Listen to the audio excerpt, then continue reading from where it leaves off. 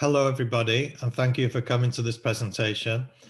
I'm Phil Benson, and I'm speaking to you from Sydney, Australia. Before I begin, I'd like to thank the organisers of this symposium for inviting me to make this featured presentation, and most of all for the work they've put in to keep the symposium together through the difficult times we have all been going through.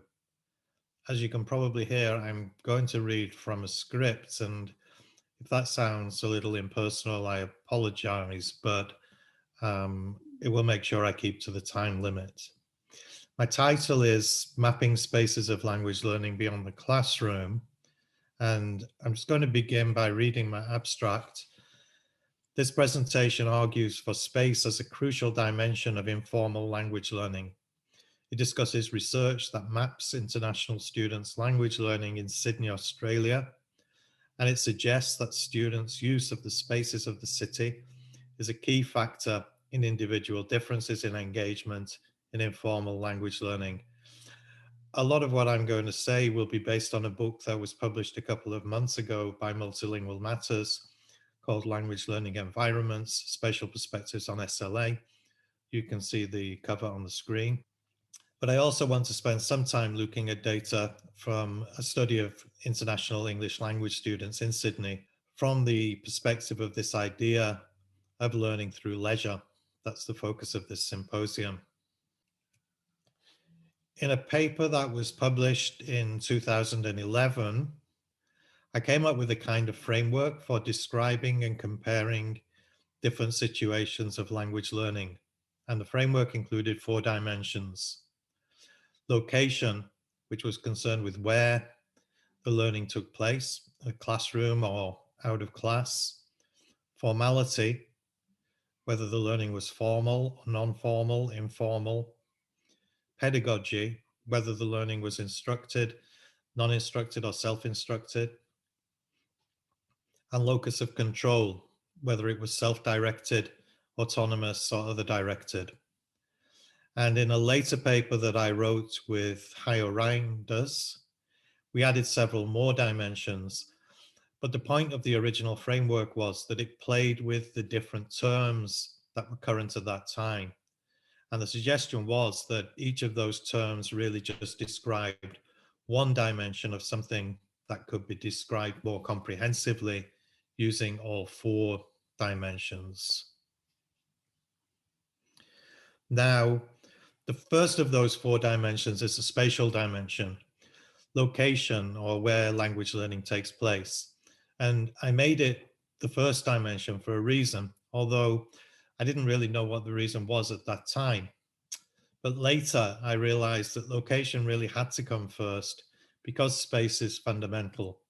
And what I mean by that is simply that everything happens somewhere, and that where a thing happens is fundamental to its character. To illustrate that idea, we might think about the differences between, say, learning French, say in England or China, and learning French in France. And I think we'll probably all agree that where you're going to learn French makes a difference to how you're going to learn French. So we could also zoom in on the spatial scale, think about learning French in Paris or in a small town in the French countryside. Or we might think about learning French in the different districts of Paris. And I think, again, you'll agree that in each case, that space or where the learning takes place will fundamentally shape the character of the learning. Of course, other dimensions will play an important part, but space comes first. And that's partly because the other dimensions can never be independent of the spaces in which they operate. For example, language learning may be instructed or non-instructed, but if it's instructed, it must be instructed somewhere, and the location of the instruction will make a big difference to the character of the instruction. The problem then is to understand how all of these other dimensions, formality, pedagogy, locus of control, or whatever, how these other dimensions fit into space. Now, another concept that I used in the paper published in 2011 was setting. So at the lowest level of scale, we have very particular spatially located situations in which language learning takes place. These I call settings. And the setting was defined as an arrangement for learning involving one or more learners in a particular place who are situated in particular kinds of physical, social, or pedagogical relationships with other people, teachers, learners, or others, and material or virtual resources. So a setting might be a classroom, it might be a language lab, it might be a language cafe, it could be something that's not designed for language learning, like a train. It could be something virtual, like an online chat room. It could be really anything at all that you could call a place. But the important point is that the setting is both the location and the resources that are found at the location. And it's in the essentially ecological idea of language learning as use of or interaction with spatially located resources that we find the relationship between location and other dimensions of language learning. The picture on this slide is a panel from Monet's version of Le Déjeuner sur l'herbe, the picnic on the grass. And it's intended to illustrate this idea of a setting and its resources. Monet has painted a very beautiful woodland setting for the picnic. But of course, if you take away the cloth and the food and the wine and the picnickers, it's not a setting for anything at all. It's just woodland. So the thing that a setting is a setting for has to be thought of as part of the setting as a whole. Now, I found that the notion of setting is quite useful for describing a particular language learning situation and what's going on there. But it's less useful as a tool to describe or analyze the language learning of an individual, which could take place in a single setting, but more often takes place in several or many different settings, especially where language learning beyond the classroom is concerned. So that brings me to the notion of the language learning environment, which, as I use the term, refers to the overall spatial context in which an individual's language learning takes place. This spatial context can be understood in two senses, which I call areal and individual. First, the language learning environment is an area in which language learning activities are feasible for an individual. It's defined essentially by the normal limits of travel, say where the learner can get to in the course of a day. And in this sense, the language learning environment is very often a town or a city, but it might also include other places that the learner might travel to outside the town or city, as well as the wide open spaces of the internet.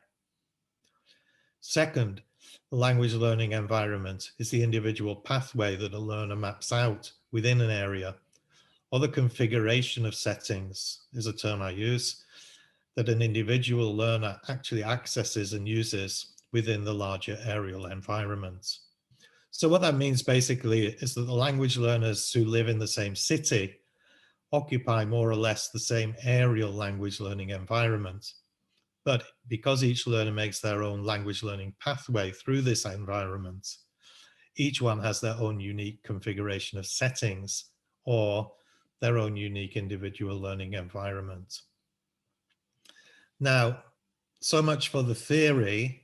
I hope I can make that a little bit clearer by illustrating it in relation to a study of international students in Sydney, Australia, that we conducted a couple of years ago before this pandemic hit us. I don't have time to describe the study in detail, but in brief, the aim was to document and analyze how adult students of English went about using and learning English beyond the classroom, and in particular, how they used the spaces of the city as resources for informal learning. So first, a word on the participants. These are students who came to Sydney specifically to study English, usually on courses of 3 months to a year, and usually with the purpose of going on to vocational or university education, often postgraduate qualifications, or to migrate to Australia. Now, if these students study for 12 weeks or more, they can get a student visa that allows them to work part-time for 20 hours per week to support themselves. Consequently, they're typically quite busy with study and part-time work. And under normal conditions, there are about 170 to 180,000 students of this kind in Australia each year. And Sydney is the most popular study destination within Australia. To collect data, we conducted stimulated recall interviews based on online diary data, documenting the students' movements and activities over 7 days, together with their use of languages. To analyze the data, we wrote up short narrative accounts of each student's week and also mapped their activities. If you are interested in finding out more about the study, the reference at the bottom of this slide is to an open access publication that will give you more information on the study and also includes a case study of one student's week. Now, I want to begin with a very short narrative account written by a research assistant of one student's experience of studying English in Sydney. She's called Jay, and although Jay's experience is clearly unique in its details, I want to suggest that it's also rather typical in terms of its general framework. So I'm just going to read it aloud. And while I read it aloud, can I ask you to try to pay attention maybe to the references to space in this account? Jay has come to Sydney from Vietnam to study English in order to enroll on a master's degree. Her long-term goal is to get a job in Australia and bring her parents over to join her. At present, she studies 5 days a week at a language college in the CBD and commutes from a shared house in the suburbs. Jay's parents support her financially, but rent and transport are expensive, so she works weekends at a local shopping mall to make ends meet. In her job, she interacts with customers in English and Vietnamese, though using English can be stressful. She speaks English with her Chinese and Indian housemates, but the three women are often tired when they get home and do not have much to say. Jay uses her time at home to do homework and to watch TV. The housemates enjoy watching lifestyle shows together. At school, she makes opportunities to talk to teachers out of class.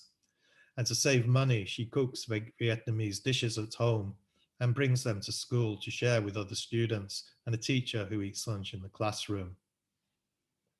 Here's the same story with the references to space highlighted in red.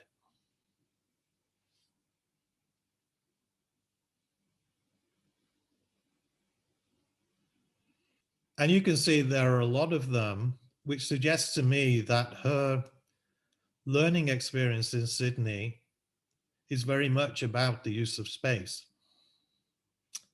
And I want to make 3 points about the spatiality of Jay's experience in Sydney. First, her language learning makes use of space at several different scales. There's the regional space of Vietnam and Australia. There's the urban space of the city, Sydney. And also there's the micro spaces of different settings at home, at the workplace, at school, and so on. Second is that informal language learning beyond the classroom is not something extra that she does on top of her life. It's actually woven into what we call the spatiotemporal routines of her everyday life. And third, her language learning involves creative uses of space, of which there were 2 examples in the narrative. The first, she uses TV as a means of fostering interaction with her housemates when they're all tired at the end of the day and don't feel like talking to each other. She gets them to sit down and watch TV and they start talking to each other. And the second one, she cooks Vietnamese food at home to create opportunities for interaction with the teacher during the lunch breaks when she's at school. Now, the observation, as I've said, for these students that informal language learning is woven into the routines of their everyday lives, was the major finding of the study. And the diagram you're looking at now attempts to illustrate how that works. Most students divide their day between home, college, and a part-time workplace. These are the main settings for their language learning, and journeys from one place to another also often play a part. Their weeks are also punctuated by occasional shopping trips, meetings with friends, visits to the cinema, excursions, etc. But the time devoted to those activities is limited by the demands of study and part-time work. They don't do them very often. There's some interaction in English with housemates, but the home is mainly a place to do English homework, to surf the internet, and to watch TV or movies. There's also a good deal of interaction in English with mobile devices while the students are out and about. And in that respect, probably more interaction with mobile devices than our study was able to reveal. Now, let's have a look at another student, Sonja. First, let me explain that the map of Sydney in the background represents in a very schematic fashion the aerial environment in which Sonja uses and learns English. The red boxes and lines represent her individual language learning environment. That is the unique pathway or configuration of settings that she has assembled as an environment for improving her English. Now, each student who participated in the study had the same map, the same aerial environment, but they had very different patterns of boxes and lines. If you don't know Sydney, the map will mean very little, but the important point is that Sydney is a very large city, and Sonja makes good use of its spatial extent. In comparison to hers, other students' maps are clustered more around the CBD, where the students were studying, and the CBD is located towards the bottom of the map. Her journey from home to her weekend job, from the right-hand side of the map to the bottom left-hand side, takes around 90 minutes by public transport. And as I say, most English language colleges are located in the CBD at the bottom of the map, and other students tend to live around that area. Now, perhaps you can imagine her journeys while I read out a short summary of her activities during a typical week. Sonja is Serbian. She spent 6 years working on cruise ships as a singer before she came to Australia. She has good spoken English, and she wants to study for a master's degree and probably settle in Australia. She lives on the northern beaches with a South African family who speak English. She has a morning and afternoon job in childcare at a local school, 3 days a week. She studies in the CBD for 2 days a week, and she has a weekend job in a play center 3 days every fortnight. For leisure, she enjoys online dating, meeting friends, going hiking, going to the gym, going to the beach. But since she works 3 days a fortnight, a weekend, she doesn't have too much time for that. She interacts with English speakers at work, her colleagues and the children that she works with, and in leisure activities. And she rarely uses Serbian. And we extracted one quote to kind of sum up what kind of student Sonja was. She said, "Luckily, I have only one Serbian family that I'm in touch with here in Sydney. I see them like every couple of months.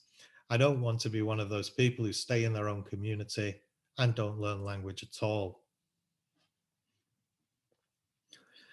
It's interesting to note then that Sonja has actually chosen her home and the locations of her two part-time jobs deliberately. Partly, this is to avoid too much contact with other Serbian speakers and to have opportunities to interact with children at work. Note also that the long journey to her weekend job is not so much an inconvenience as it is a way of creating time and space for her to read English books.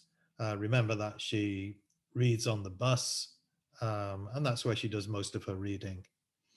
Sonja's informal language learning is certainly woven into the spatiotemporal routines of her busy life, but notice also how she succeeded in arranging those spatiotemporal routines so that they serve the purpose of English informal language learning. In fact, mapping out a favorable environment for using and learning English calls for what we might call spatial work. Not every student is as resourceful in this respect as Sonja is.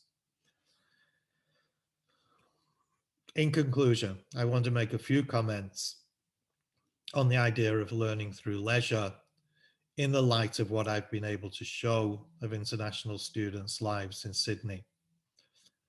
Now, I've observed several times that these students lead busy lives, largely because they need to work part-time in order to finance their studies. Their lives seem to leave little time for conventional leisure activities, such as trips to the cinema, days on the beach, or meeting friends. Interestingly, it seems that such activities would often represent an opportunity to get away from English rather than use English. Moreover, because international students in Sydney have so many opportunities to use their first languages with co-nationals, there can be a tension between engaging in informal English language learning and leisure time with friends. Both Jay and Sonja have co-national friends in Sydney, but they deliberately limit the time they spend with them. So in these respects, there seems to be actually a contradiction between leisure and learning English for these students. However, we're also able to see a kind of purposeful mingling of study, work, and leisure in the context of informal language learning. For example, when Sonja is chatting with children in English at work, is she working, is she studying, or is she having fun? How about Jay when she spends her lunch break in the classroom eating with the teacher and other students? Is that work, study, or fun? Similarly, we might think of online dating as a leisure activity, but for Sonja and several other students we spoke to, it's actually much more a way of creating opportunities to interact with native speakers of English. It has no real romantic implications for them. So tentatively, I'd suggest that more than anything else, these students' experiences problematize the distinction between leisure, study, and work in interesting ways that deserve more thought and investigation. On that note, I'm going to conclude and just say that if you're interested in following up some of these ideas in this presentation, my own book on spatial perspectives on SLA was published by Multilingual Matters a couple of months ago. And I also want to recommend Gerald Murray and Terry Lamb's book on space, place, and autonomy, which has quite a few different perspectives on how we can connect space with informal language learning. So thank you, and I look forward to your comments and questions.